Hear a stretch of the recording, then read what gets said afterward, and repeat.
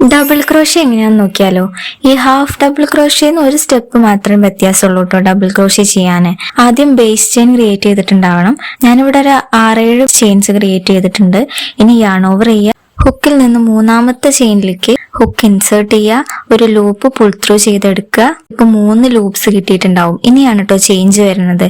Yarn over ചെയ്യുക. ആദ്യത്തെ 2 ലൂപ്പിലൂടെ മാത്രം പുൾ ത്രൂ ചെയ്തെടുക്കുക.